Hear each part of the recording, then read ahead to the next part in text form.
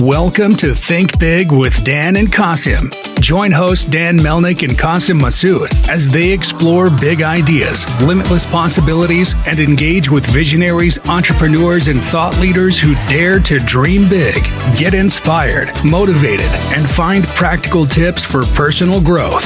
Think big, dream bigger, and ignite your potential.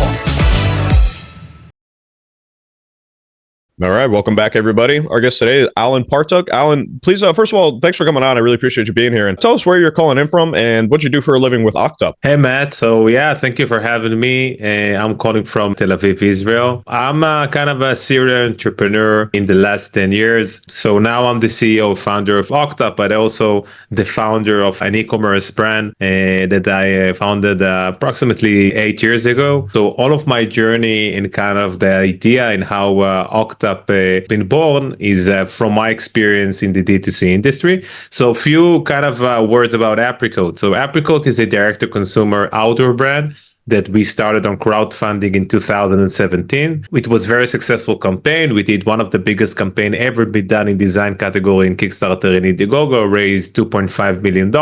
Wow. Sold, it was quite overwhelming. Sold more than 50,000 items to more than 87 countries. So it was also very complicated logistic-wise to manage all of these operations. And this is where I kind of started to swim into the D2C ocean, I would say. And I learned everything on my own and slowly built Apricot to be a multi-million-dollar brand, operating mainly from the North America market. But as a kind of but a lot of D2C brand, we call ourselves pure D2C, meaning that we are managing the full supply chain from product development, production, distribution, marketing, customer support, etc. And we always have kind of uncorrelation, I would say, with the amount of resources that we have as a small company to the amounts of operation that we are managing. And for me, it was always a challenge to build and to manage company that will be scalable, profitable, and I will be able to keep growing the company without the need to bring a lot of people and to spend a lot of money on a different tools and team member that will do the work. So I personally have a technology background, so I work in the high-tech industry,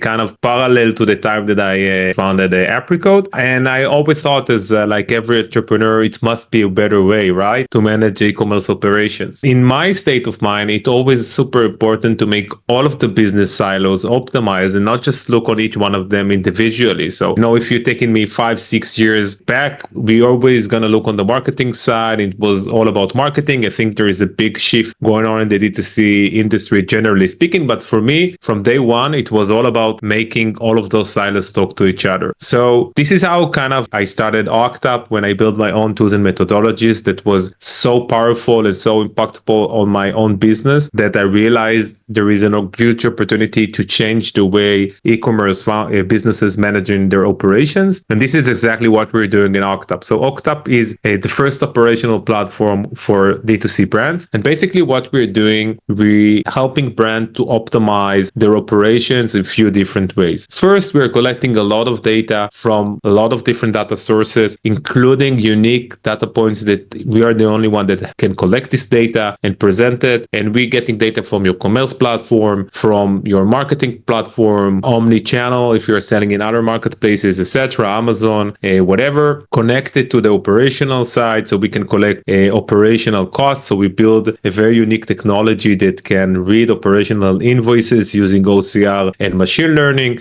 and basically to provide you very wide visibility on your operations, to give you the option to take decisions with real number and real metrics. We also, with the ability of reading the operational invoice, we could give you the option to see your operational costs in real time. So if you look on everything related to warehousing costs, etc., it's kind of a black box, right? So you're getting an invoice to your email on a weekly basis. You don't have the option to analyze that. It's sometimes very complicated to read. So we automatically can digest this data, connect it to other data sources, so you can see the cost in real time. You can basically audit the warehouse to see that you've been charged on what you need to be charged. We're also exposing your anomalies to be able to see some hidden opportunities, hidden saving that can give you the option to save up to 40% in your operational costs. So it's quite amazing. And with all of this data, basically we give you the option to create automations and to look on your profit margin. So to see exactly where you're losing money on each sales or when you're making money to improve your profitability by 30%. It's a very robust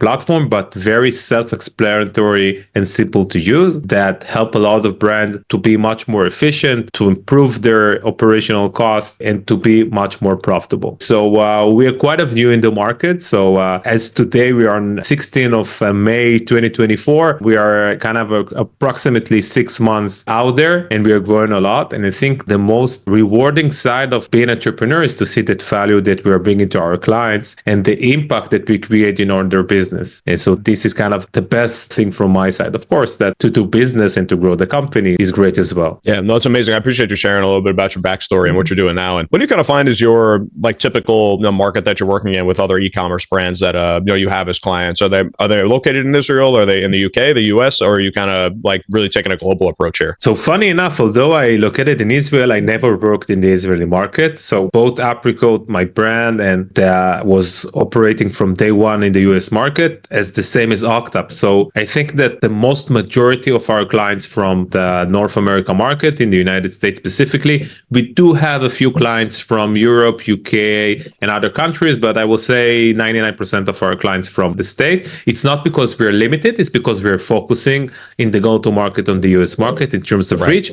Also, this is the place that I personally have the most connection in terms of partnership, etc. So I know a lot of players in the market. Again, I'm in this industry over 10 years, so kind of swimming in this ocean. In terms of segments, so we are totally agnostic. I think that we have all types of physical goods that you can imagine, for consumer electronics, supplements, skincare, hair care, jewelry, toys, golf equipment, stores, fast fashion, you name it. Any physical good can work with us and to get value, because if you're looking on physical operation, this is where warehousing, cost optimization, operation is starting to be kind of more makes sense. And in terms of size, we are going more into the mid-market size. So I will say roughly between 1 million to 100 million. And we do have smaller brand. It's not that we are limiting you. If you're smaller, you can use OCTUP, of course, but in terms of our go-to-market, this is where we see the most of the value. Although, as I mentioned, we do have clients that work with us that out of this range. So this is kind of the marketing essence in our client. No, that definitely makes sense. And I suppose you talk about, you can save sometimes, and I assume this, you have testimonials from your clients of like 30 to 40% on warehousing costs and other operational costs. That's a lot. So where do you kind of find the biggest, with the analytics that you've been using and the data that you've gathered and working for these clients, where do you kind of find the most like overspending or, the most area for opportunity for most of your clients? Is it in the warehousing? I saw you mention that a couple of times. Is that really where you see most of the overspending and kind of lack of transparency there? So the first answer is yes. So most of our client wasn't aware how much they've been charged on their operational costs. And sometimes there is a lot of hidden charges inside the warehousing side that it's not always because the warehouse is bad or trying to charge you what you're not supposed to be charged. Sometimes there is a lot of cost that hidden in the small lines of the agreement. And you, just by being exposed to those costs, can do a lot of action to optimize. And I will give a few examples. First, there is some sorting fee, storage fee, a lot of other costs that in your labor hours, etc. That I can give you an example from few of our clients. So one of our clients discovered that it's been charged a lot and on hourly fee from the client. And then what we realized that basically the provider ship a lot of mixed box of SKUs. So the warehouse need to take the box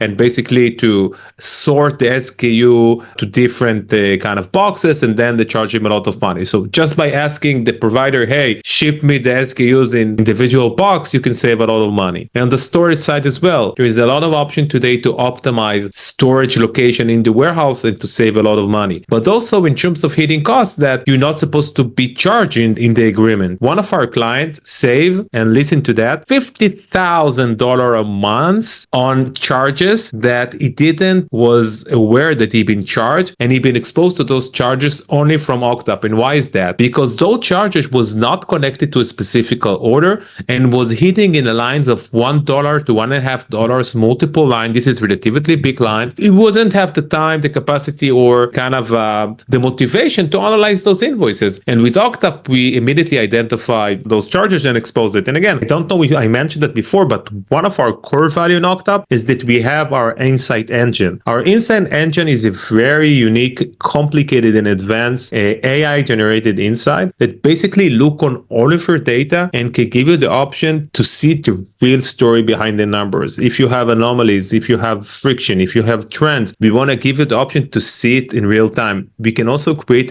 what we call predictive analysis, right? So if we know, for example, that you have some order that expected to be delayed to the client, we can tell you that even before that the package is delayed and the client even know that it's going to be delayed. So using technology, we can give you the option, not to find yourself putting out fires all day, but really focusing on what's important in the business, to plan, to kind of create strategy, to grow your business. Man, we're going to do all the rest in a sense, right? They take care of the operations for you. Yeah, no, that's awesome. And I guess when you think about it as well, with your kind of like client acquisition, it sounds like OCTUP does a myriad of things on the operations side. So when you get into a conversation with an entrepreneur or CEO of a brand, we offer them kind of like a free audit of certain things. So just try to like show them like, where they could potentially, see some areas for opportunity. What does that kind of look like for you? What's your general strategy for just kind of opening the door to have those conversations and then like, showing people value on the front end? So this is, I think, the successful side of what we've been able to build. So you ideally can create what we created in OCTUP if you build it customized on your own. So if you're going to look on the enterprise level brand, like hundreds of millions of dollars, they have those solutions, but they needed to build everything. They connect their ERP to the CRM, to the BI. Everything has been built manually. Now, with OCTUP, we basically created a self-serve platform, zero touch, no implementation, no technical effort needed. Few clicks, 2 to 3 minutes. If you're very slow, you have fully operational platform. And then you can self-onboard yourself. You don't need to talk with no one. We are here to help you, right? If you need. But ideally, you can go into the platform, connect all of your integrations, send us and upload your invoices. Boom, you have a fully operational platform. You're starting to get the value from OCTUP. And we working with what we call the brand operator. The brand operator can be head of operation in some scenarios, the founders, or anyone that managing the operations of the business. So we can give them a lot of kind of solutions to problems that they cannot solve today, or the data they don't have visibility. And we also have additional features that can literally drive revenue back to them as a brand. So it's a win-win situation as they're getting tons of value and relatively very low price. Yeah, it's amazing. And then I suppose as far as what you charge for something like this, so this is more of like a platform. So I know you mentioned it was self-service. So is this kind of like a subscription model, or like how do you kind of have those relationships set up as far as, I guess it's like delivering, lifetime value to your clients? So it's totally SaaS platform, subscription, monthly subscription that depends on the yearly revenue. So you'll find yourself paying from entry of $99 up to a few hundred. It depends where you are. In certain size, it's starting to be customized pricing, but you need to be relatively big for that. And then we are not charging on extra users or whatever, your cost on a monthly basis. On top of that, we have additional feature that enables you to facilitate what we call shipping protection or premium service. And what we're doing, we're basically bringing all the margin back to the brand. So we are a technology company, so we just give you the option to facilitate that. And this individual feature, part of the operation, can generate extra revenue of 3 to 4% top line, but also to save a lot of money on the orders that you need to reimburse to your client. So this is a net profit to their pocket, and also they're covering a lot of operational costs.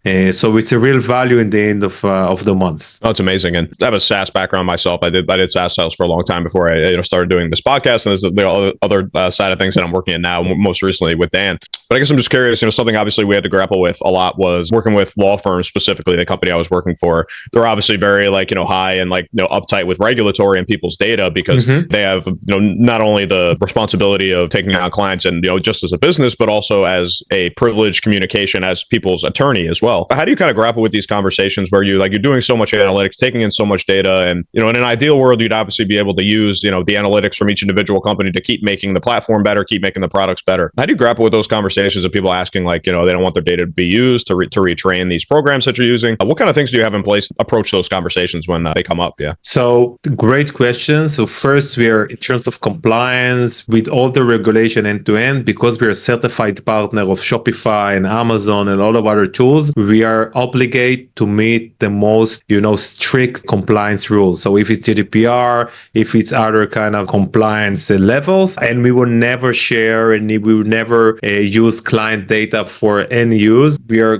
this is something that is in our core of the business, to save and to protect our clients' data. We might use the general data to understand some behavior in the business, but it's always going to be masking, and we're never going to expose personal information or information that's related to a specific business. So in this aspect, not only that we're doing it at the company, but also we must do that because we have a certified agreement with, like Amazon and Shopify. So they literally did the due diligence on our data structure to make sure that we are going according to the most strict regulations in terms of data. So that helps. So obviously, taking the data from platforms that already have their own protections in place for people that are on those platforms already obviously helps. And then, so nothing, just basically nothing attributable to anybody specifically. I mean, that's pretty typical, and that definitely makes sense. I know those conversations can be kind of long-winded and hard sometimes in the SaaS world, especially with, the advent of AI now, like ChatGPT, basically, using everything you put in it to keep retraining itself. That's what makes it great. But when you think about it in a real official capacity, whether it's a law firm or whether you're just working with analytics from something that may be considered a trade secret, I know those conversations can be difficult, but that makes sense. You're going to have some built-in protections with, things you get from platforms that already have some kind of filtering and, masking in place. So that's very cool. I'm always interested in, we don't have a lot of people in the SaaS world come on, so I always like to have these conversations. I get the opportunity. We have a lot of people that come on are in the CPG space, probably a lot of the brands that, type of brands that you probably work with. So that's awesome. And Alon, just want to ask you, I know I mentioned this right before we started. There's this question I always love to ask everybody that comes on. And so obviously the e-commerce background, direct to consumer, business you had, you said 6 months ago, right? No, the company is kind of started approximately 2 years ago when we started to write the first line of code. But, we built a platform. It took us some time until we launched it into the market. But we are kind of we opened what we call the GA, the general availability, in the beginning of 2024. So we are kind of in mid of May. So approximately 5-6 months ago, we are open to business. The growth is kind of outstanding and overwhelming. So it's a very good sign in the same. That's awesome. So 2 years, you start, did your first line of code, kind of went into the market, the beginning of this year. Surely you've learned a ton since then. If you could go back to that time and give yourself any piece of advice, if you were to start this side of the business again, what do you think that piece of advice would be? So I have a very solid answer for you, because this is something that I'm really trying to follow those days that I'm not sure that I did before. So when I'm looking on myself today, I'm really trying to move fast, fail fast, or succeed big. And I will explain. A lot of time you're going to a certain direction, but you're not sure if you're going to the right direction, right? So you have kind of a crossroad, or you have different opportunities, and you need to choose. But when you need to choose, you can take the opportunity, drag it, and use a lot of time to explore it, or you can go fast to put all of your effort in this opportunity and to see if you're succeeding or not. And most of the case, it will be the best option to focus on one channel, to give whatever you can understand, and to see if you fail fast, move to the other thing. If you succeed big, and put everything in this channel and grow with that. And in the beginning of the way, I think that I tried to do everything from everything, and I wasn't focused enough. And it's also cost me in time, in effort, in focus, in a sense. And today, when I'm looking on us as a company and my business and my time, that how I allocated my time, I'm really trying to focus. And if something not work, this is fine, part of the business. Neglect it, put it aside, move to that opportunity, focus that, and see the feedback and kind of what I'm getting back from the market. I think it's great advice. And it's funny you say that, because I just recorded another podcast earlier today, and that was the exact answer I got from somebody working for a telehealth practitioner in the Philippines. So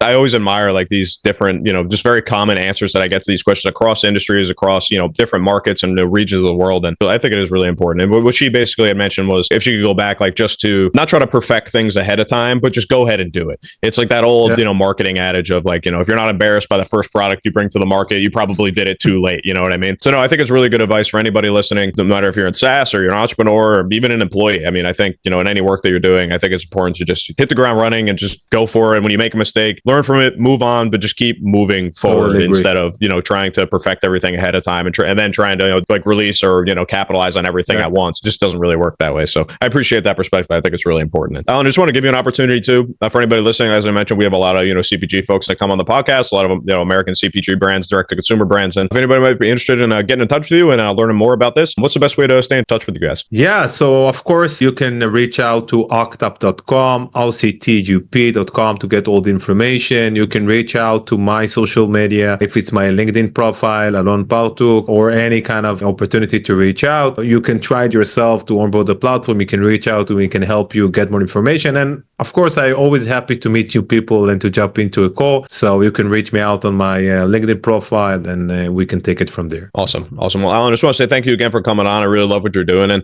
just want to wish you the best of luck and continued success. Yeah, I just really look forward to staying in touch as well. Thanks so much for coming on. Thank you, Matt. Really appreciate it. It was very fun. Thank you very much. Thanks, Alon. Thanks, everybody. Bye-bye.